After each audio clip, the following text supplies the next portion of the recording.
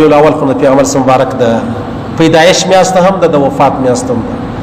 زه خالص د پیغمبر علیه الصلاۃ والسلام مبارک کې څو خبرې درته کول غواړم. اوله خبره دا د عزیزانو، پیغمبر علیه الصلاۃ والسلام چې الله پیدا کړی دی داسې کامل اکمل انسان پر روی زمین الله نه دی پیدا کړی. له هر نقصه له هر عیبه د انسانیت سره چې کوم شی پاک یو خو الله رب العزت چې منزه دی له هر نقصه، یا یو محمد رسول الله دی د انسانیت په چوکاټ کې درشایم. پیغمبر مبارک نو انسان او فرشته نه و، فرشته نه وجه کیږي نه تجه کیږي نه واده غواړي نه زوی غواړي نه پلار یو شی نه غواړي. محمد رسول الله د انسانیت په حواله کامل اکمل ترین انسان الله رب العزت پیدا کړی و. اول خبره دا د پیغمبر مبارک صورت هم او سیرت هم، صورت هم د محمد رسول الله ډیر اعلی او سیرت هم ډیر اعلی. از تنوی صاحب چې خبره کړې د پیغمبر مبارک و یو جمال دی بل حسن دی. د جمال او د حسن فرق چی دی؟ وای د جمال او د حسن فرق دا دی یوسف علیه السلام په حسن کې تر پیغمبر علیه السلام بالا و،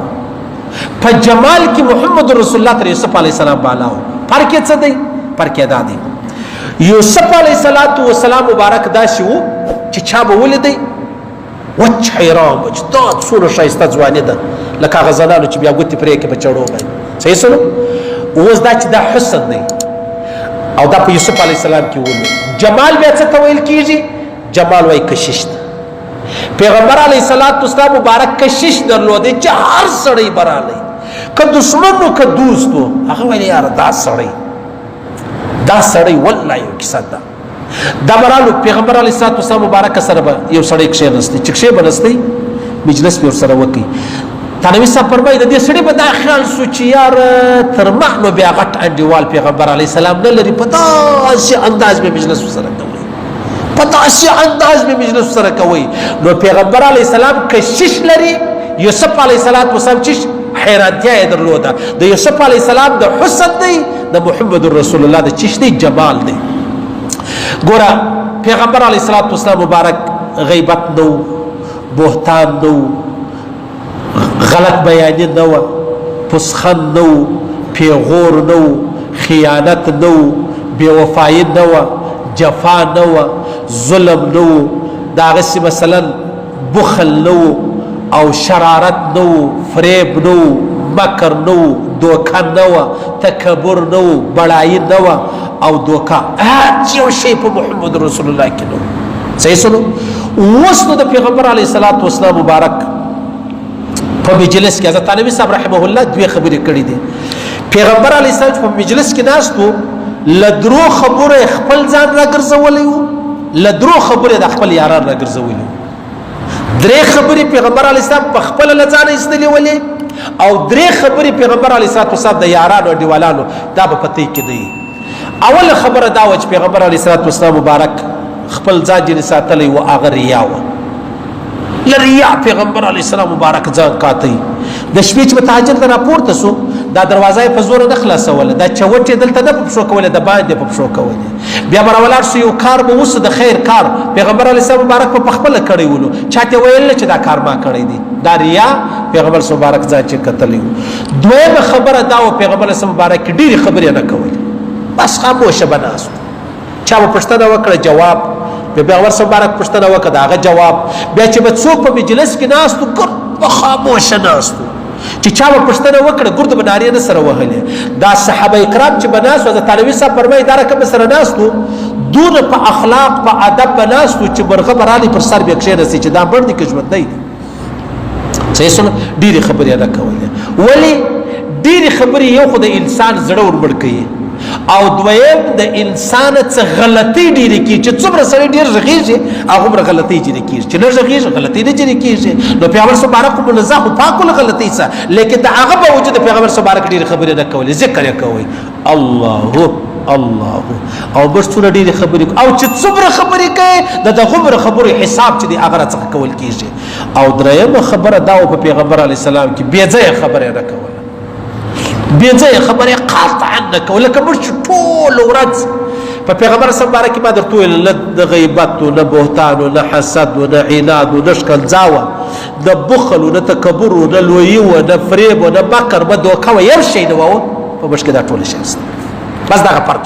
په مشکې دا ټول شي نو پیغمبر علیه السلام بې ځایه هېڅ یوه خبره نه کوله لکه موږ چې سل خبرې وکړو په سل کې دوې د ځای خبرې اته نوي بې ځایه خبرې موږ وکړو دا څونه غټ وبال دی دا پیغمبر صلی مبارک ځان کتلی و له درو خبرو ریا او ډېرې خبرې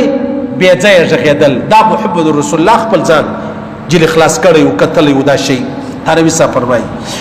او بیا چې خپل ملګري ساتلی و یا هغو ته خبره کړې وه درې خبرې په هغو کې اولنۍ خبره دا وه د چا مذمت به نه بیانوي د چا زم د چا بد به نه بیانوي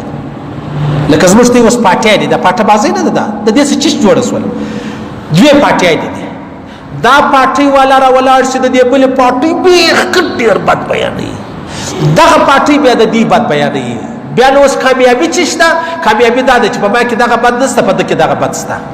بس د کامیابۍ معیار د پاټۍ لوړوالی دا دی چې پر بله پاټۍ چې څومره بد ویلی سي وایي پیغمبر صلی مبارک د خپل ملګري د چا ځان باندې بد یې مه بیانوه ښه بیان که بد مې نه بیانوي موږ نن په خپل ژوند کې د چا و بدو ته ګورو ښو ته مې نه دي کتلي نن یې ښه کړي دي یو یې بد کړی دی هغه یو یې رامخته کوو د هغه حساب ورسره کوو د نن یې ښو چې کوم دي د هغه بیا موږ حساب نه ورسره کوو او دویم پیغمبر علیه السلام څوک ملګري له پیغوره چا ته به پیغور نه ورکوي تا پخوا ژره نه خریله چې اوس تبلیغي سوې ژره دې پرېښوله خورا غټې خبرې کوي ته پخوا غل نه وې چې اوس یې توبه وکړه راله په ماجد کې ورو راکبتونو اذانونه کوي ته پخوا نه دا پیغور به نه دا به نه کوې او درېیمه خبره دا وه چې د چا به عیب نه لټوې عیبونه په ده کې دغه عیب دی په ده کې دغه کمي ده په ده کې دا نقص دی په ده کې دغه کوتاهي ده پیغمبر علیه السلام له درو خبرو خپل ځان کتلی ریا ډېرې خبرې بې ځایه خبره له درو خبرو د خپل ملګري یاران چې د هغه راګرځولي چې شولو اوله خبره دا وه د چا زب بد به نه بیانوي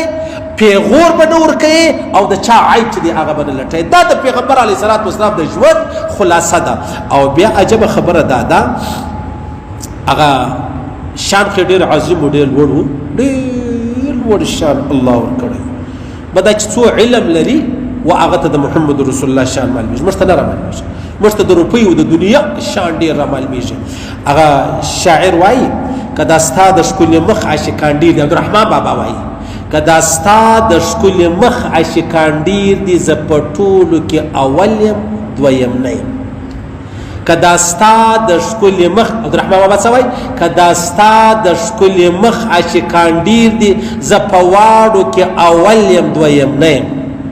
صحیح شو نو د پیغمبر علیه السلام د ښایستونو ډېر عاشقان دي او هر سړی دا دعوه لري چې زه اول یم زه دویم نه یم او حال دا دی موږ اول نه یو موږ په دویم کې لا هم نه راځو ولې موږ د محمد رسول الله سره وفا نه ده کړې موږ د محمد رسول الله په سنتو شرمېږو او بیا څنګه دا خبره زه کوم چې زه په ټولو کې اول یم نو بیا دویمه خبره دا سوله چې د پیغمبر علیه السلام مبارک پر موږ باندې ډېر لوی حق دی حق یې څه دی حق دا دی چې موږ ته څه ویلي دي هغه په ځان کې راولو له کومې راګرځولي هغه له ځانه لیرو که هغه خبرې او د ادب ډېره غټه خبره د پیغمبر مبارک ادب سړی وکړي حضرت عثمان فرمایي ما چې کله د پیغمبر مبارک پر لاس باندې بیعت وکړي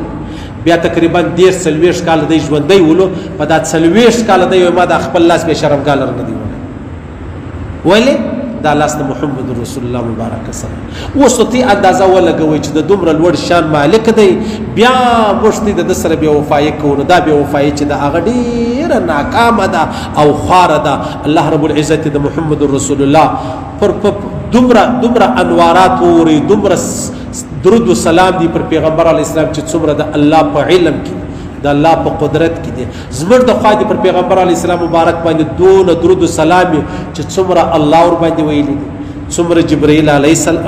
امین علیه السلام ویلي دي څومره میکائیل و اسرافیل و اسرائیل علیه السلام ویلي دي څومره د اسمان ملائکه ویلي دي څومره صحابه ویلي دي څومره اولیاء ویلي دي څومره مسلمانانو ویلي دي څومره جنات ویلي دي دومره د زموږ له جانبه موږ قریبان عزیزان ټوله که مړه دي که ژوندي دي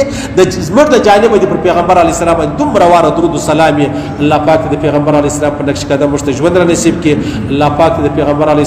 السلام اتباع